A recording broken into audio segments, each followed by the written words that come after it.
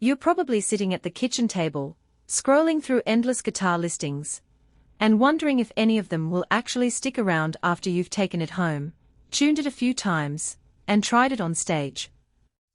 You want something that won't feel like a hobby-only experiment, something that's forgiving enough for daily practice, but still responsive when you push it in a gig setting. And of course, you want to make sure you're not blowing a lot of cash on a model that sounds great on paper, but falls flat in the real world. Link is in the description if you want to check the product details on Amazon. The Taylor Next Generation 514 CE is positioned as a all-purpose, acoustic-electric, but what does that mean when you actually unpack it and start playing?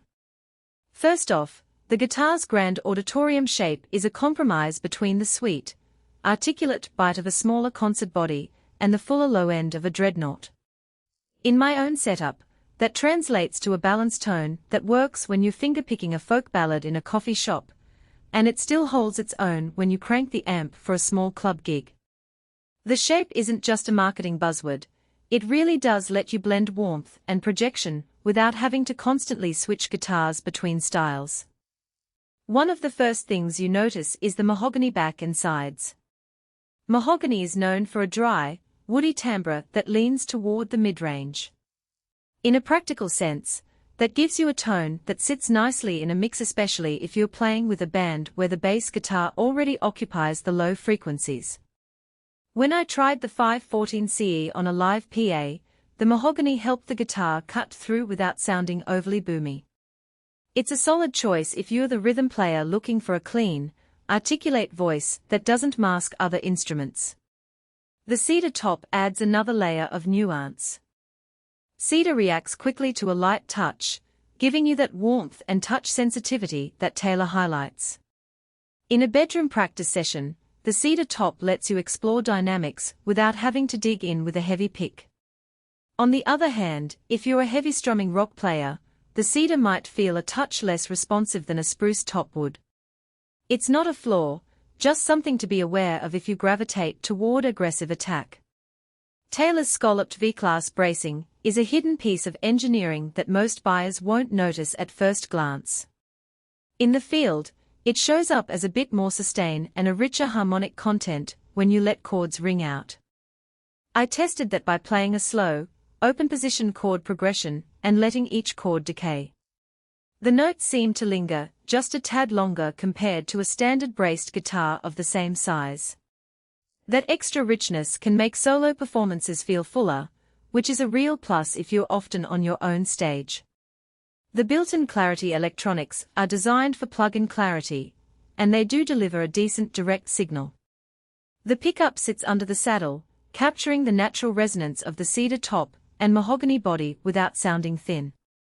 In a rehearsal room with a small PA, I could walk to the front of the stage, plug in, and the acoustic tone stayed true to what you hear when the guitar is unplugged.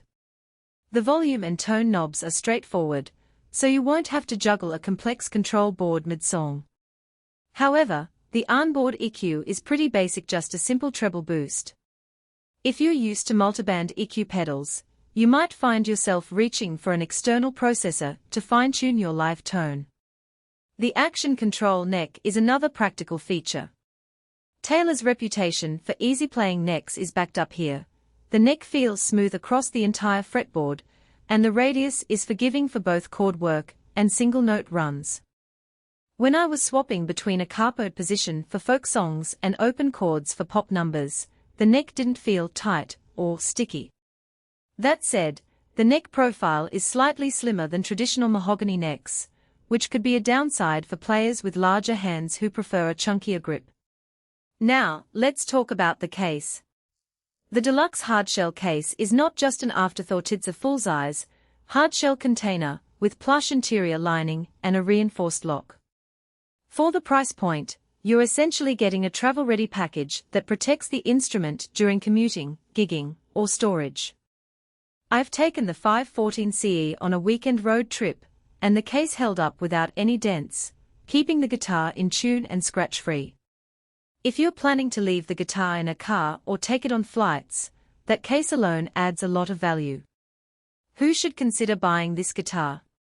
If you're an intermediate player who wants a versatile instrument that can handle fingerstyle, strumming, and light electric amplification without having to own multiple guitars, the 514 is a solid match. It's also a good fit for gigging singer-songwriters who need a reliable stage presence, but don't want to lug around a bulky dreadnought. The combination of mahogany warmth, cedar responsiveness,